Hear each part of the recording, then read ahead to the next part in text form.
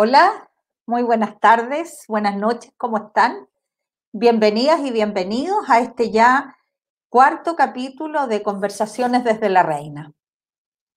Hemos conversado de muchos temas relacionados con la pandemia, la salud pública, la gestión de emergencias, la solidaridad que surge en el nivel de las comunidades. Y hoy día queremos hablar de la pandemia, pero desde la perspectiva de la crisis social.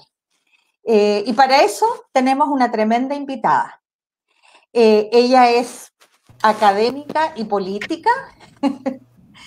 Aquí está Clarisa Hardy, ex ministra de Planificación, hoy día el ministerio que se llama Desarrollo Social, experta en políticas públicas en ese ámbito, mujer en política además, así que con harta experiencia en ese tema.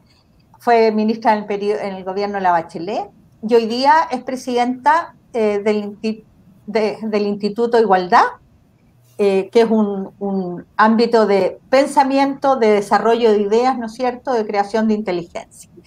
Además, es vecina de La Reina, así que Clarisa conoce muy bien nuestra comuna y también vamos a querer tocar las políticas públicas desde el nivel local. Bienvenida, Clarisa, muchas gracias por estar en Conversaciones desde La Reina. Muchas gracias a ti, Sara. Es un gusto. Además, no es que sea vecina a La Reina, soy histórica vecina a La Reina. Sí. Desde el año 67, 68. Mira, y solo con un intermedio que me tocó en el exilio, pero volví a La Reina. Ah, te fuiste y volviste a La Reina, qué bueno. Y hoy día, antes que nos entremos en tema de lleno, quiero contarles que está de aniversario nuestra comuna. Cumplimos 57 años, 1 de julio.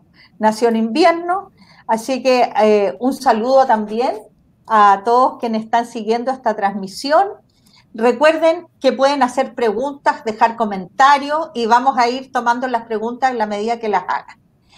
Pero Clarisa, sin perder tiempo porque hay mucho que hablar, quisiera como que partiéramos, hemos hablado mucho de la crisis, de la salud, todos los informes son siempre muy desde el punto de vista de la salud, pero ya es un hecho y cada vez hay más conciencia que estamos viviendo una tremenda crisis social. Porque la gente ha perdido el empleo, porque está desempleada, porque ha dejado de percibir ingresos. ¿Cómo ves tú la situación? Dramática.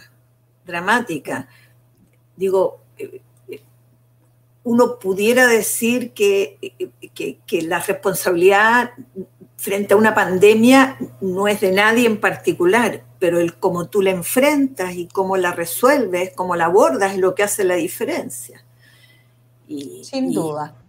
Y entonces la primera evidencia es que esto era demasiado grueso, muy fuerte, habían antecedentes de cómo se estaba abordando en otros lados, se hizo caso omiso de la evidencia en otros lados, y hoy día tenemos una situación que nos tiene entre los 10 países con la mayor tasa de contagiosidad del planeta. Sí. Y ni hablar cómo esto escala también en muertes, y los efectos sociales que tú mencionas se multiplican porque en la medida que no tomaste medidas de estrategia sanitaria adecuadas del inicio, tú ya tienes prolongada entre las cuarentenas dinámicas, los confinamientos parciales, los pedazos de barrio, porque a veces eran pedazos de comuna. Sí. Entre eso hasta hoy han pasado 3 meses y medio y por lo tanto la situación social en los hogares es dramática. Hay personas que no han podido salir, digamos, no tienen ningún ingreso y por lo tanto le pongas o no le pongas cuarentena, salen a la calle porque tienen que buscar el sustento diario. Absolutamente, es la gente que vive al día, ¿no es cierto? O que tiene trabajos que le pagan al día o a la semana, que no puede dejar de hacerlo y que, bueno, muchos lo han dejado de hacer y por supuesto está sin nada de ingresos, pero da la impresión de que al inicio solo se habla de esta emergencia sanitaria con una estrategia muy, como dices tú, sin tomar en cuenta la experiencia de otros lados, pero al principio da la impresión de que no se prevé que esta situación nos iba a traer una tremenda problema social y una tremenda pobreza. No sé cómo como que no lo miran desde el inicio, no se toman medidas a tiempo tampoco. Bueno, es decir, lo hemos conversado en otros lados también, Sari, seguramente ustedes también contigo. No prever lo que estaba ocurriendo en el país, sobre todo si eres gobierno, tienes datos riquísimos, tienes una información muy, muy exhaustiva, por lo tanto era evidente que una situación de esta magnitud iba a generar problemas sociales como los que estamos viviendo. No haberse puesto desde el primer día en ese lugar, unos dirán que es porque no se sabía, yo estoy convencida que no, se privilegió el funcionamiento de la economía por sobre la salud de las personas, y hoy día no resguardaste la salud de las personas y tampoco resguardaste la economía, es decir, estás en el peor escenario. Sabíamos la situación de precariedad habitacional, por lo tanto lo difícil que es confinar en ciertas zonas del país, digamos, en donde la gente tiene muchas dificultades, por lo tanto, debiste haber previsto desde mucho antes esta estrategia de las residencias sanitarias. Pero es importante, no hay país del mundo que no haya enfrentado esto desde el primer día con una protección de los ingresos en los hogares. Eso no solo sirve para sobrevivir, sino para evitar que salgas a la calle y te contagies. Claro, y que contagies a otro y que más se enfermen. Pero además es una decisión de privilegiar la salud de la población y la tranquilidad, porque también el nivel de angustia que vive la gente sin recibir ningún ingreso, ¿no? Ahora, tú que conoces mucho de política pública desde el Estado, ¿cuáles medidas piensas tú que se debieran haber tomado? Ya no en lo sanitario, que sabemos que llegaron tarde y hicieron una estrategia que privilegiaba quizás el funcionamiento de la economía, porque incluso trataron de reabrir los malls en un momento, ¿te acuerdas, no? Bueno, de hecho hubo un alcalde que se puso en fila para abrirlo. Exactamente. Y 48 o 24 después tuvo que retractarse. Absolutamente. Entonces, ¿cuáles son las políticas sociales que funcionan en casos de crisis como esto? Mira, no hay de otra, esto que llamamos... En Chile lograste construir desde el primer gobierno de Michelle Bachelet una red básica de protección social, todavía insuficiente, pero estabas creándola. Cuando te enfrentas a una de esta magnitud, tienes que tener un sólido sistema o red de protección social. Uno, que cubra los ingresos. En estas circunstancias eso es fundamental. Y por lo tanto, haber dado de a gotitas. A ver, mira, te lo voy a graficar de la siguiente manera.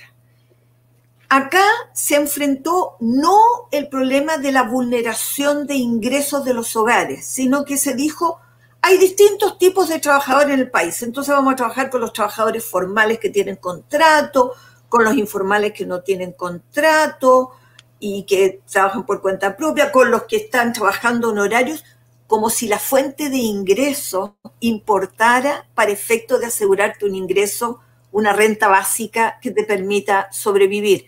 Ni siquiera estamos hablando de recuperar tu nivel de ingreso, simplemente que te permita enfrentar tus necesidades básicas sin exponerte tú a la salud, como dices tú, a salir a contagiar.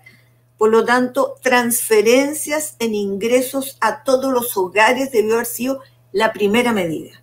La primera. O sea, transferencias directas en dinero. Sin duda. Es decir, ¿cómo compensas en un país que tienes un 30% de trabajadores informales, la gran mayoría mujeres, más de 1 millón de mujeres ahí? Trabajadores formales en pequeñas, medianas empresas que capotaron y que por lo tanto también están, y que les han dicho cómo hacer su seguro de desempleo. Sí, pues. En rigor están, es decir, cuando tú pases esta parte más crítica y de verdad se queden ahora sin empleo, ya no firmen estas suspensiones temporales en la que te pagan las contribuciones, pero tú tienes que comerte tu seguro de desempleo.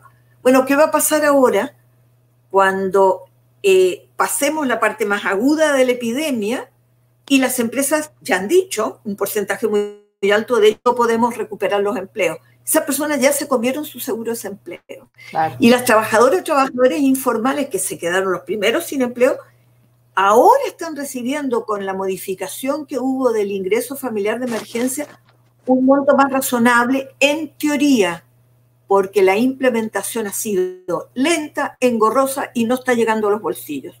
Hoy día siguen habiendo millones de hogares que están a la espera de recibir ese ingreso. Exactamente, porque si bien mejoró con el acuerdo el ingreso familiar de emergencia, la impresión que tenemos, por lo menos, es que la gente se demora mucho, no accede, es engorroso acceder y por lo tanto aún no lo están recibiendo. Entonces, es una situación muy compleja, porque además, como dices tú, no es que a lo mejor vamos a pasar en algún momento la crisis más fuerte de salud y cuarentena y podremos salir nuevamente, pero es muy probable que la economía no se va a recuperar milagrosamente y muchas empresas van a estar cerradas, no se va a recuperar el empleo. ¿Qué opinas tú, Clarisa, de la propuesta que hay, que se ha escuchado mucho, es que se puedan entregar los fondos de pensiones, o sea, un porcentaje de esos fondos? El 10%. Sí. Cuando miras, a ver, de partida, eso es el reflejo de la situación de remuneraciones de Chile. Ajá. Más de la mitad de los pensionados, si tuvieran que retirar el 10%, van a recibir por una vez, no sé, 400.000 pesos y se acabó. Wow. Ese 10% eso lo van a retirar. Tienen ahorros que les va a permitir sacar 350 o 400.000 pesos una vez. Es decir, esa es la realidad previsional de fondos de la gran mayoría de los trabajadores que por su trayectoria laboral tienen muy poco. Es decir, de partida esto no le resuelve el problema a los que tradicionalmente son los más afectados, que son los que menos ganan, porque los que ganan más tienen recursos a donde acudir, no necesariamente van a acudir al fondo previsional. En principio, uno diría, mira, no tiene ningún sentido, así como los trabajadores se están comiendo su seguro de desempleo, que se coman su jubilación futura. Pero yo entiendo que se llega a esta situación desesperada cuando el gobierno lo que no está haciendo es transfiriendo ingresos a todos los hogares. Si esa debiera ser su tarea, digo, a todos los hogares que lo requieran. Estoy pensando que hay un 20% de la población que probablemente pueda capear durante 3, 4, 5 meses la situación, disminuyendo su nivel de ingresos. Pero estamos hablando del 80% de los hogares en Chile que si no tienen un apoyo de ingreso en sus hogares, ¿sabes qué? No van a poder respetar ninguna medida sanitaria drástica. No pueden. Y por lo tanto están expuestos al contexto. Sí, está claro. Además lo hemos visto que queda tan en evidencia, ¿no? En las comunas más populosas, más populares, con más habitantes y con menos recursos, la gente está mucho más en la calle y por lo tanto las tasas de contagio y todo son muchísimo mayores. De alguna manera... También. Sí. Yo creo que esta situación, como que la pandemia claramente ha dejado al descubierto la precariedad del empleo en Chile, de la situación, y tiene muchísimo que ver con las demandas que parten en octubre con el estallido social. Es decir, no, claramente el país que estamos viendo en pandemia es ese país que de alguna manera reclamó a partir de octubre, hizo un llamado de atención sobre los niveles de desigualdad existentes. ¿Sabes qué? Era el diagnóstico de entonces, ahora, sobrepasó todas las expectativas, es decir, nadie pensó que de esa magnitud era la insatisfacción que tenía la sociedad chilena y que estalló en octubre.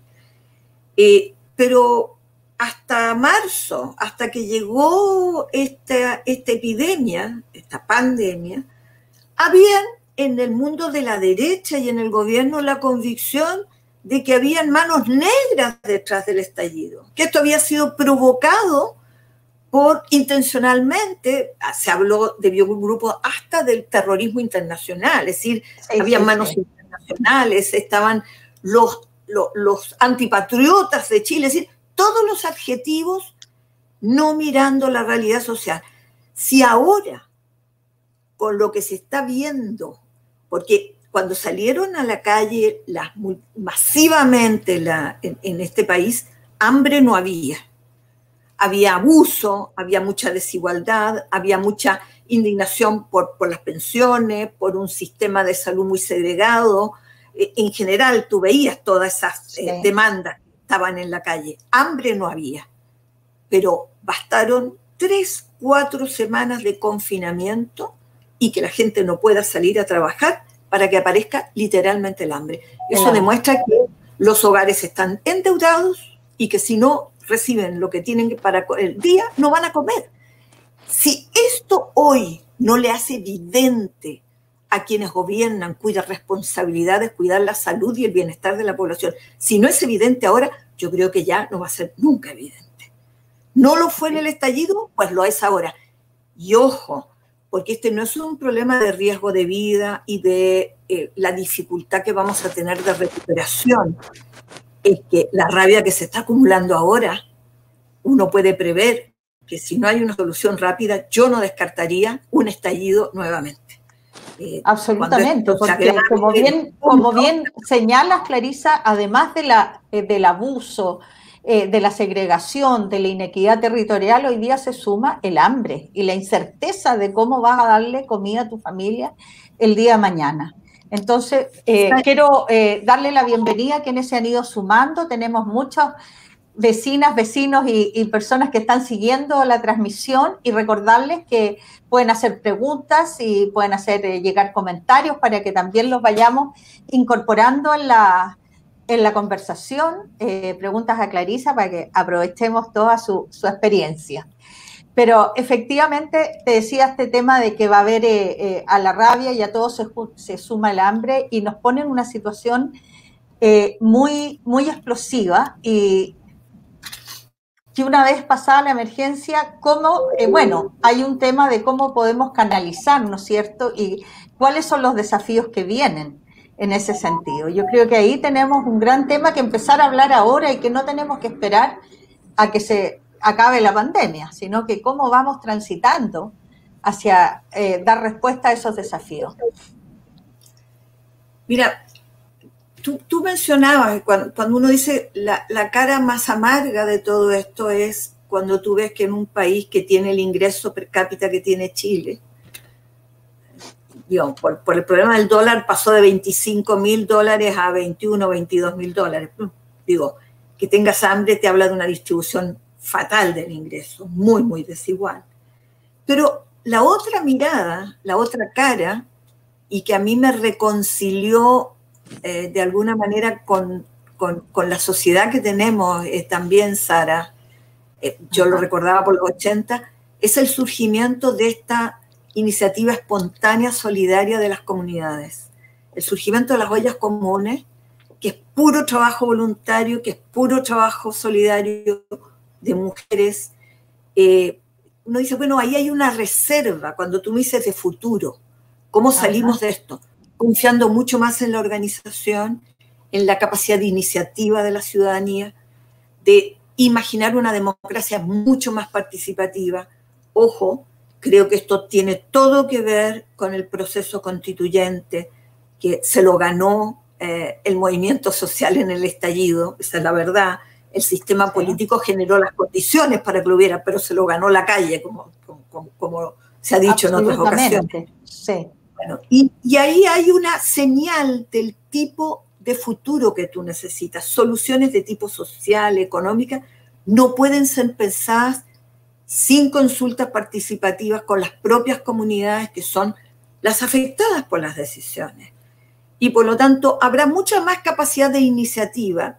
Tomemos el ejemplo del reparto de las cajas de alimentos, que por cierto en La Reina han ido a parar a sectores que no lo necesitan. Y la respuesta, me llegaron avisos de vecinos que me decían, lo quiero devolver, y la persona decía, no puedo porque me sobran cajas. Aunque no lo creas, esa era la respuesta. Cuando tienes hambre en Chile, eso te demuestra hecho con los pies. Sí, porque si tú esto lo hubieras hecho con consulta a la comunidad, vinculando el comercio local, que provee los alimentos con los hogares, tú hubieras generado un círculo virtuoso en donde alimentas a los pequeños comerciantes que están hoy día, están tan cesantes como los demás, no tienen cómo ni a dónde vender, es muy difícil. Es decir, cuando tú me dices, pensando el futuro, no hay otra manera que no sea con soluciones que incorporen activa y participativamente a todas las comunidades. Esa es una fórmula. Y sin duda, perfeccionando el sistema de protección social. Nos quedó desnudo el sistema público de salud, con lo heroico que está haciendo, con los esfuerzos enormes que hacen, no necesita ser fortalecido. Mira la atención primaria. Llora a gritos la necesidad. Cuando hoy día el colegio médico dice necesitamos a lo menos 9.000 trazadores, eso es fortalecer la atención primaria.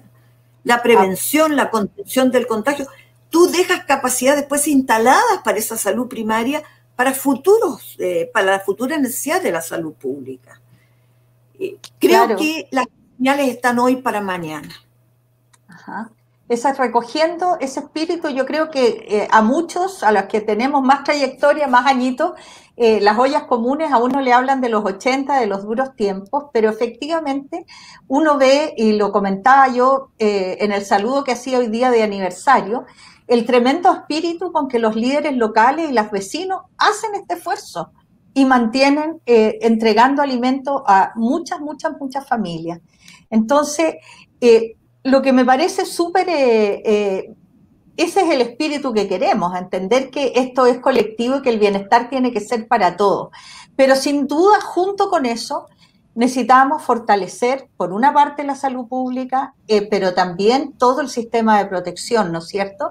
Y las políticas desde el nivel local, porque gastamos muchísimo, o sea, se produce una tremenda burocracia en las entregas. Tú mencionaste las cajas que mandó el gobierno, que les llamaban las cajas del gobierno, en realidad las pagamos todos los chilenos, un tremendo esfuerzo de distribución y además mal entregadas, porque en La Reina, como sobraron de los sectores vulnerables, se fueron a entregar a cualquier sector, que llamaban clase media, y en otras comunas no alcanzaron, o sea, en Renca, no alcanzaron las cajas para los sectores del 40% más pobres.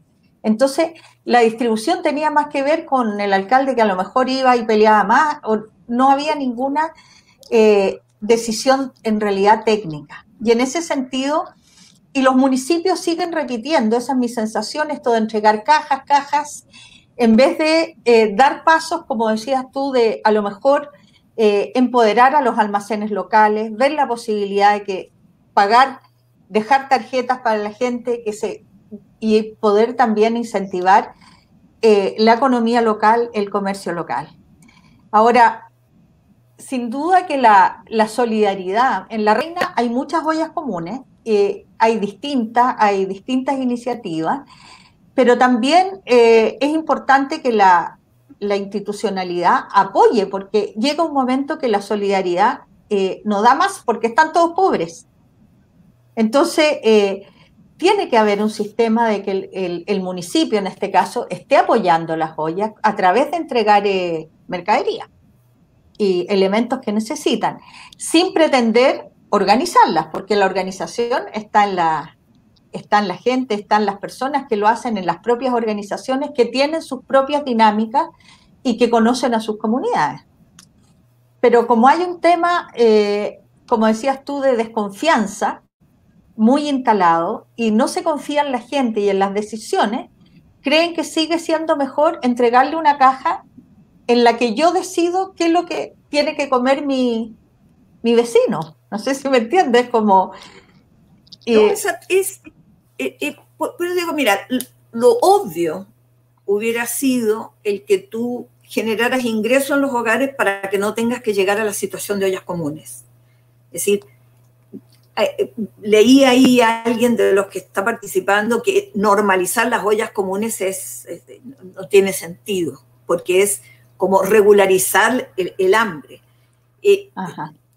Por eso uno decía, cuando tú tienes sistemas de protección de los ingresos de los hogares y de los trabajadores, tú obviamente puedes evitar el reparto directo de alimentos. Ahora es cierto que hay ocasiones como esta en que uno podría pensar eventualmente, si yo quiero evitar que las personas salgan, puedo generar mecanismos de acceso directo a la alimentación para evitar aglomeraciones, evitar colas, etcétera, y por lo tanto distribuir alimentos se pudiera justificar.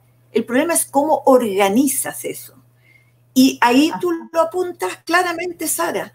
Ese no es una decisión de carácter nacional. El territorio es muy distinto. La manera en que se distribuyen la realidad social es muy diversa. Quienes mejor lo conocen son, bueno, obviamente los gobiernos locales y las comunidades locales. Particularmente en estas áreas es el rol fundamental. Y entonces tú puedes combinar estrategias de carácter nacional con transferencias de recursos a los municipios. Los municipios están quedando con problemas de ingreso. Y por lo tanto requieren reforzar.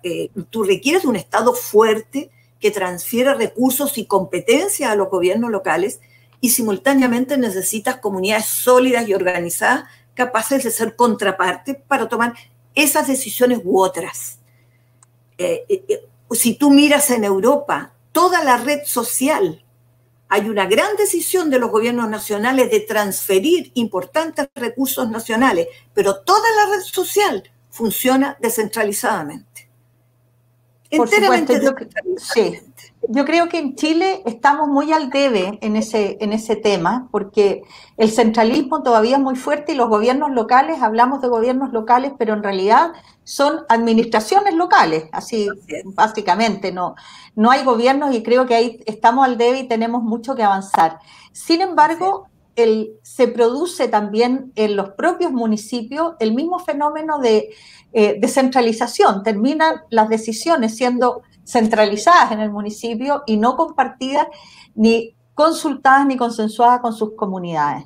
Entonces, se toman decisiones que no tienen que ver con las dinámicas propias de los distintos lugares. Yo creo que ahí tenemos un gran tema y cuando partió la pandemia, si nos acordamos a lo mejor en abril, hay mucha pugna entre el nivel central, Ministerio de Salud y los alcaldes, justamente, porque no consideran la realidad local para la toma de decisiones y por otra parte, en toda su estrategia no consideran a la atención primaria y se centran en los hospitales. Entonces, acá se producía, por ejemplo, la paradoja de que en La Reina más o menos el 35% se atiende en consultorios, el 35% de la población, poquito más, 36%. Entonces, teníamos una cantidad de casos COVID, pero solo sabíamos de los detectados por los consultorios nuestros y no los que habían sido detectados en el sistema privado. Por lo tanto, el municipio no tenía ni una posibilidad de hacer acciones hacia esas familias, que perfectamente podían ser familias de sectores medios que necesitaban algún tipo de apoyo. O todo el tema de la trazabilidad. Después, en algún momento, el gobierno dice, bueno, ahora que los municipios y la atención primaria hagan la trazabilidad, pero no pueden hacerlo. ¿Te fijas? Es decir, como una forma de todas las decisiones tomadas desde lo central, con muy poca relevancia de los municipios. Y yo siento que ese fenómeno se repite cuando el municipio toma sus decisiones sin considerar a las comunidades. Es como una repetición de un esquema, ¿no? Bueno, es la misma lógica. Es exactamente la misma lógica. Es la concepción de la toma de decisiones en donde hay una distancia entre el gobernante y el gobernado, el que toma las decisiones y el que es el objeto de decisión y no sujeto de decisión. Claro. Esa es una opción que es política, esa no te la va a definir. La definición de los gobiernos locales y no administraciones significan competencias y recursos, sí. Pero las definiciones del rol de la ciudadanía, de la participación, del modo de relacionamiento entre gobernantes y gobernados, esa es una decisión de sistema político. Y por eso yo decía, ojo, la Constitución tiene mucho que ver con estas cosas. Precisamente va a resolver estos déficits de participación que tenemos. ¿En qué minuto? No hay iniciativa popular de ley. Si la hubiera, la manera en que los poderes se relacionarían con la ciudadanía serían absolutamente distintos. Muy distintos, o efectivamente. Con el poder revocatorio ciudadano tú tienes que dar cuenta y tú puedes ser revocado en tu mandato si eres un representante que has dejado de representar realmente los intereses. Bueno, cuando tú empoderas a la ciudadanía, naturalmente, cuando descentralizas, se traduce también a niveles locales en un modo distinto de relación entre el gobierno local y la comunidad, que es una comunidad activa, deliberante, y por lo tanto que puede coparticipar en el gobierno de la propia localidad. Mira, es tan evidente en emergencias como esta que requieres un Estado muy presente, con una red de protección social, pero sobre todo de una sociedad civil muy fuerte. Mira tú el rol que ha jugado el Colegio Médico. Ha sido determinante. ¿Quién está hoy día emplazando? No son otros poderes del Estado, son los expertos, es la comunidad científica. Tú has visto cantidad, instituciones no gubernamentales que están dando seguimiento a las cifras y que le han discutido al gobierno sus propias cifras. Periodistas de investigación que han rastreado la información y han hecho evidente. Es decir, una comunidad activa mejora la calidad de las políticas si es que los gobernantes tienen orejas para escuchar y la capacidad de acoger. Como no lo podemos dejar librado a la voluntad discrecional de la autoridad política del turno, por eso pienso que la Constitución es una oportunidad para que uno pueda decir de qué manera participa la comunidad en su gobierno también. Exactamente, esa es una mirada política y sin duda que la descentralización no resuelve el tema, pero sí la creación de leyes que tú mencionabas, por supuesto que sí, van fortaleciendo, robusteciendo, ¿no es cierto?, el rol y el empoderamiento de la sociedad civil, que yo creo que ha estado muy mermado en Chile y que justamente creo que del 18 de octubre fue, yo digo que antes, porque el 8 de marzo anterior es cuando se muestra fuertemente la necesidad, ¿no es cierto? Ese 8 de marzo que nos sorprendió a todas y a todos, antes del 18 de octubre incluso, ya fue un 8 de marzo que realmente nos mostró que había una enorme necesidad de visibilizar, de participar y fortalecer una sectores de la sociedad civil importante. Y en ese sentido, te quiero llevar hacia ese tema, Clarisa, la situación de las mujeres en esta crisis social, que la pasamos un poco, pero me gustaría que pudiéramos profundizar y cómo hacer políticas efectivas y directas hacia las mujeres. Bueno, yo no sé qué más tiene que pasar en un país para que se descubra la real situación de las mujeres. Digo, a pesar de la masiva manifestación de las mujeres el 8 de marzo, el efecto que tuvieron las tesis, que fueron como calentando motores para lo que luego ocurrió en octubre. Y hoy día, las mujeres hay dos caras también, como veíamos en lo anterior, Sara. El lado más impactante es, las mujeres están todas en la primera línea. Si tú me hablabas de la atención primaria de salud, ¿quiénes tienen? Si yo voy acá, yo me vacuno acá en el consultorio, el 90% del personal que atiende son mujeres. Los servicios esenciales o básicos de distribución de alimentos, mujeres. Las cajeras de los supermercados, mujeres. Es decir, uno ve en la primera línea exponiendo su vida y su salud por las labores tradicionales e históricas que las mujeres han hecho. Pero el otro lado también terrible son los efectos atroces que está teniendo esto sobre las mujeres. Las primeras en perder el empleo, sector informal, son mujeres. Las que van a tener más dificultad para volver a encontrar empleo, porque ya hemos vivido otras crisis, sabemos que son las primeras en perderlo y las últimas en recuperarlo cuando se reactiva la economía. Entonces, no hay una estrategia de preocupación de inserción de las mujeres. Políticas de cuidado, Sara. Fíjate tú hoy día, las mujeres teletrabajando. Tuve una reunión el otro día con una agrupación del magisterio de distintos lados del país, una agrupación de docentes de magisterio autónomo, se llaman. Y tú veías, son todas mujeres, su gran mayoría, preocupadas de los estudiantes que están online porque no pueden asistir, están todos los colegios, digamos, cerrados, pero a su vez con hijos en la casa a los que también tiene que acompañar en sus tareas escolares y atender y cuidar. Es decir, hoy día el esfuerzo de las mujeres para trabajar, atender a terceros y simultáneamente preocuparse de lo que tradicionalmente les ha tocado, que es el cuidado de los niños, de los adultos mayores, de los postrados, de las personas con discapacidad. Es decir, el agotamiento y el estrés es terrible. Esto va a tener realmente efectos e impactos en salud mental. Es decir, desde hoy, mira todo el debate hoy día del postnatal. Un gobierno renuente a entender que hay que hacer un postnatal de emergencia. ¿Qué hace? ¿Cómo se expone una mamá que tiene un niño chico que no hay salas cunas, no hay jardines infantiles? ¿Cómo lo hace? Claro. Y entonces, ¿cuál es la solución le da? Que también suspensión temporal del empleo y que saque también de su seguro de desempleo. O sea, entonces, que coma su seguro. ¿Dónde está la lógica? ¿Dónde está la prioridad de que tú? Y esos son derechos de los niños y las niñas, no de las mujeres. Lo que pasa es que como en este país el derecho de los niños y los niños está enteramente cargado en los hombros de las mujeres, el esfuerzo es doble. Es para los niños y es para los derechos de las mujeres.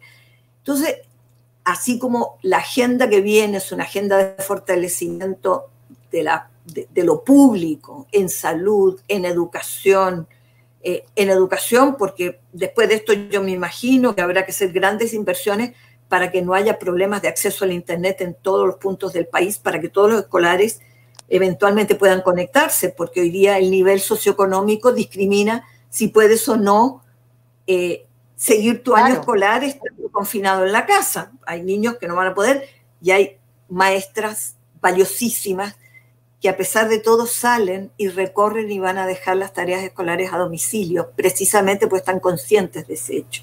Sí. Bueno, tenemos tareas de lo público muy fuertes y la más tan importante como esa es abordar una agenda de género que en realidad cruza todo el debate que tenemos de desigualdad en Chile, todo. Todas las desigualdades tienen un rostro de mujer. Donde la pones, es más grave ser mujer. Es más grave para las mujeres, efectivamente, y eso lo apreciamos, lo vemos. Un tema que no hemos tocado y que también es muy grave en pandemia, en confinamiento, es el de la violencia. La violencia contra las mujeres, que todos los estudios muestran que en periodos de confinamiento, por supuesto que crece, están muy, muy desamparadas en ese sentido. Entonces, las políticas de género, la agenda de género, a nivel país y también a nivel local, la importancia de tener, de robustecer las políticas públicas en el nivel local que permitan dar respuesta, acompañamiento, proteger en definitiva a las mujeres, protegerlas en lo físico, en la salud, en salud mental y en toda la red de cuidados. El tema de que las mujeres sean las que están cuidando a todos hoy día, además de trabajar, las que están haciendo teletrabajo es realmente peligroso para la salud mental, considerando que además la salud mental es la salud pobre de Chile, porque una vez que tienes problemas, ¿qué posibilidades tienes de acceso a eso, de tener alguna herramienta y alguna solución? Así que ahí tenemos un tremendo desafío también, ¿no? Así es. Y además es heredado de una falta de continuidad en políticas de protección frente a la violencia, porque así como no tenías o no tienes todavía suficientes residencias sanitarias ha habido la realidad habitacional de este país que uno debió haber previsto. Cómo permito, digamos, cómo aíslo, cómo permito que alguien realmente que tenga el contagio o el riesgo del contagio pueda ser aislado y tenga condiciones. Bueno, lo mismo, en esos mismos hogares está el violento dentro del hogar. Claro. O se va él o tienes residencias para mujeres con sus hijos a los que puedan ir a protegerse. Y esas casas que se interrumpió su difusión, particularmente a niveles locales, uno podría tener una política de fortalecimiento de redes de residencia para mujeres víctimas de violencia que te sirven no solo para estos periodos de emergencia, es una política permanente de protección de mujeres. Absolutamente. Y los municipios, yo creo que es un deber, porque es ahí donde ocurre la denuncia y todo, es un deber ético tenerlo. El problema que tenemos también es que en los municipios existe la tremenda inequidad, de la misma inequidad del país está reflejada en el financiamiento de los municipios. Entonces, es muy, para muchos, a lo mejor donde más se necesita, no hay posibilidad de hacerlo, porque no se cuentan con los recursos. Es decir, ayer veía a la alcaldesa de La Pintana que decía, bueno, mientras el per cápita en Vitacura son 1.300.000 por habitante, en La Pintana 180.000 pesos. Entonces, la inequidad territorial, yo le explicaba esto a alguien extranjero, ¿eh? Y me decía, pero ¿por qué lo hacen así? ¿Por qué no pueden? Debería ser al revés. Donde más vulneración de derechos hay, es donde más recursos requieres. Exactamente. Oye, vamos a ir a las preguntas porque me están soplando por interno que tenemos preguntas. Clarisa, ¿cuál es su opinión respecto al postnatal de emergencia? Bueno, me parece una urgencia frente a la emergencia, porque estamos hablando de los derechos lo acabamos de decir. Yo sé que hay unas respuestas como que son muy pocas las mujeres que pueden hacer uso del postnatal de emergencia porque son las trabajadoras formales. Estamos hablando de unas 30.000 mujeres. Aún así, hay 30.000 mujeres con muchos niños detrás. Y yo descartaría esto que porque son las menos, no vale la pena. Por cierto, donde hay una mujer con un niño y hay que protegerlos, no cabe duda. El punto es cómo hacemos también extensivo esto para las mujeres del sector informal, que son más de 1 millón, que quedarían fuera de esto y por lo tanto habría que imaginar cuáles son los mecanismos de protección. Eso significa, por ejemplo, el impedir que salgan del hogar y que reciban un ingreso suficiente. Afortunadamente salió despachada con mayoría en la Cámara, pero yo me temo que el gobierno le pueda poner un veto porque están muy resistentes a aceptar el postnatal de emergencia y quieren hacer uso de este mecanismo que evidentemente es mucho más injusto, que es el que te acojas a la ley de suspensión temporal del empleo y te comas tu seguro de desempleo. Sí, salió aprobado en la Cámara, en la comisión en realidad, hay que ver cómo... Pero de hecho, incluso no solo con los votos de la oposición, sino también algunos votos de oficialistas. Pero mira, en este país, vuelvo a la Constitución, de un régimen altamente presidencialista, ninguna de estas decisiones puede emanar del Congreso. Y por lo tanto, la última palabra la tiene el Ejecutivo, que puede poner un veto, o declararlo, o llevarlo al Tribunal Constitucional, y por lo tanto impedir. En vez de que el gobierno asuma el reto y diga cómo me hago cargo del problema, él quiere que haya un dirimente externo que diga que como yo no lo presenté no es constitucional, que es la manera de lavarse las manos y ofrecer esta otra alternativa que presentó la ministra del Trabajo. Sí, pero es impresentable realmente, porque estamos hablando de la protección de las mujeres y de los menores. O sea, es una cosa, hoy día la mujer, aunque quisiera volver al trabajo, no puede hacerlo, no tiene ni una red, ni un jardín, ni una sala cuna, ni nadie que le cuide a su hijo. Ni su madre, ni la abuela, porque la abuela no puede estar hoy día exponiendo. Entonces se acabaron las redes a las que pudieran las mujeres. Sí. Bueno, tenemos de verdad que muchísimos desafíos y me gustaría, ¿cómo ves? Ya vamos a ir cerrando porque avanza la hora rapidísimamente, pero estamos encerrados en confinamiento. Eh, no sé cuál es tu sensación, pero la mía es que el tiempo en pandemia pasa demasiado rápido porque estamos a 1 de julio y ya, yo no puedo creerlo. Y me da la impresión de que octubre está a la vuelta de la esquina. Y digo octubre porque tenemos señalado nuestro hito de nuestro plebiscito. ¿Cómo piensas que vamos a llegar a ese hito?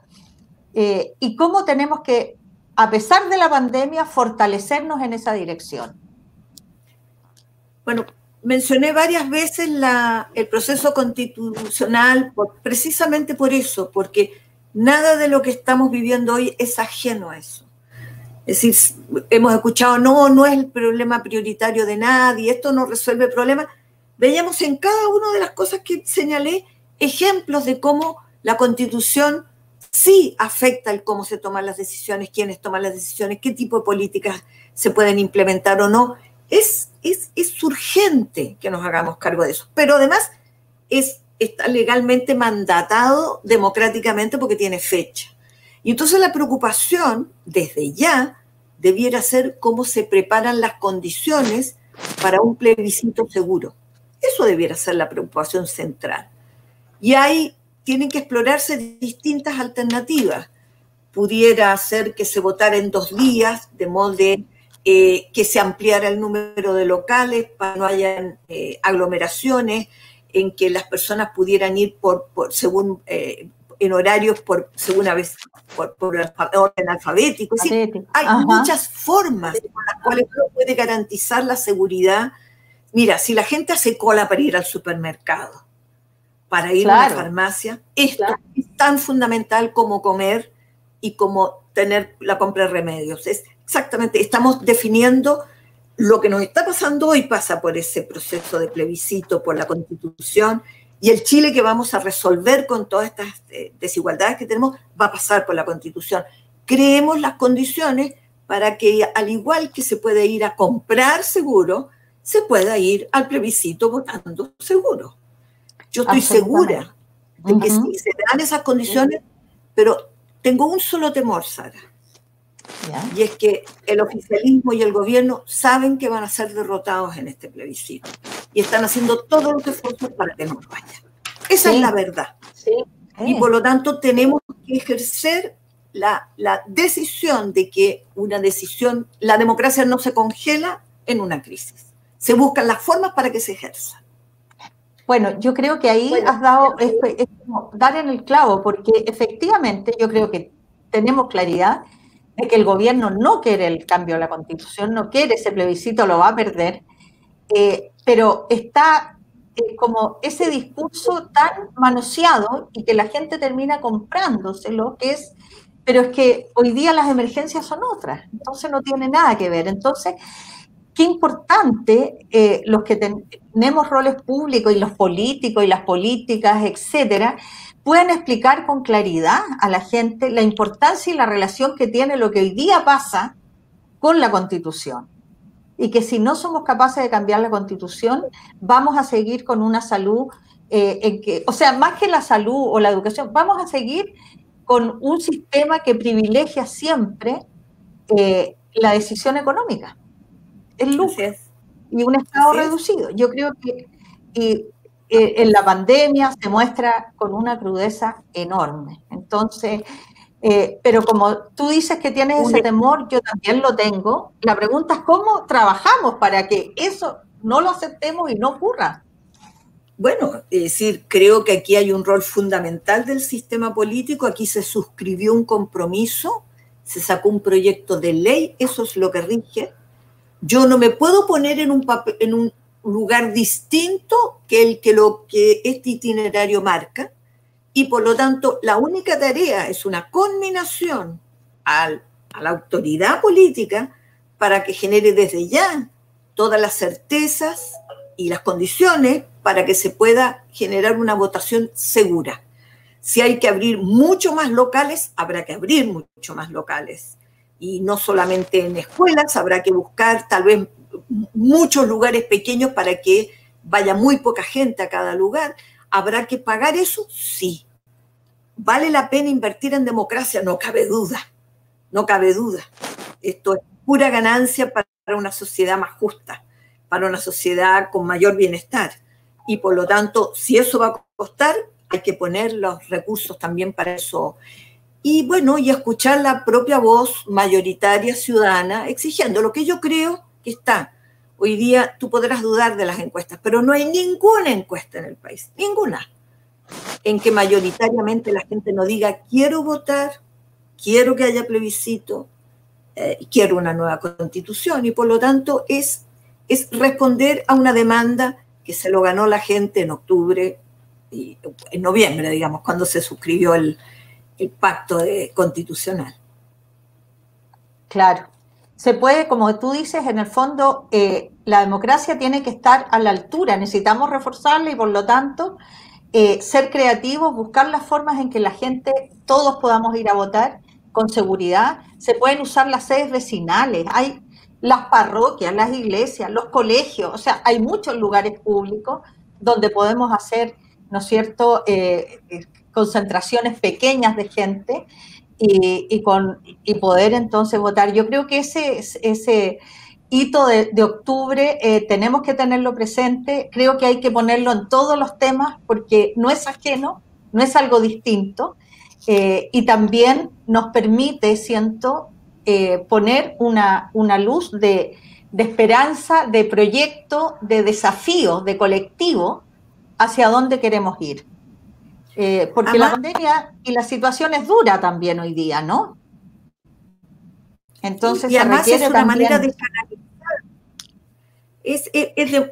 Hay tanto miedo, hay tanta incertidumbre, hay tanto enojo, que una manera de canalizar, de dar alguna certidumbre es que en medio de esto tu voto importa, tu voz importa y vas a contribuir a cambiar la Constitución. Yo creo, bueno, estoy pensando en tu trabajo como concejala, en los roles que tienen las juntas de vecinos. Ese es el tipo de debate que hoy día las propias organizaciones, las huellas comunes, debiera ser parte de la conversación de sí, todos los días. Absolutamente. Sí, la gente necesita tener un espacio para dialogar esto. Exactamente, yo creo que tenemos que transformarlo en una conversación cotidiana en todos los espacios.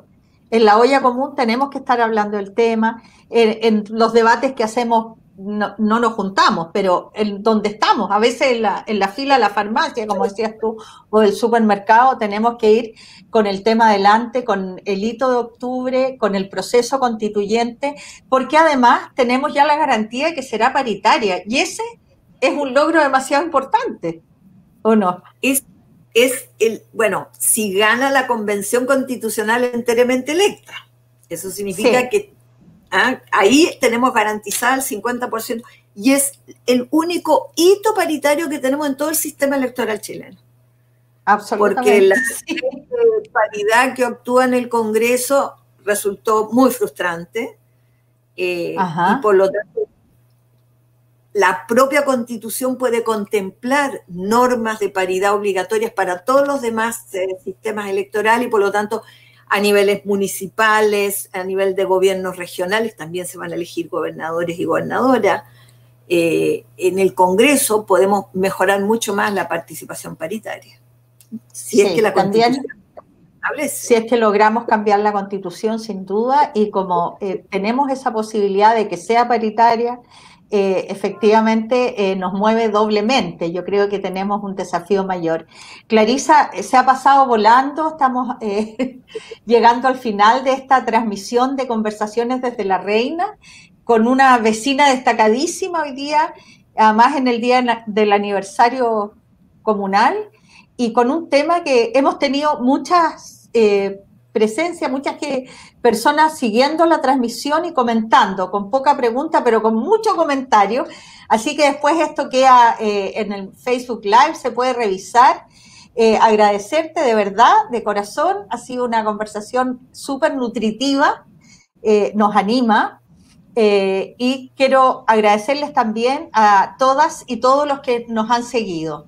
Y por supuesto, dejarlos invitados para el próximo miércoles a las 20 horas, a las 8, en Conversaciones desde la Reina. Conversamos desde acá, pero conversamos para el mundo, para nuestros vecinos, para nuestras vecinas y también para el Chile que queremos construir entre todos y la comuna que queremos construir. Gracias, Clarisa. Un abrazo grande. Muchas espero gracias. Nos veamos pronto. Y a ti en particular. Muchas gracias. Nos dan las gracias aquí todos los participantes. Gracias, Clarisa. Chao. Un gusto enorme. A ti. Igual.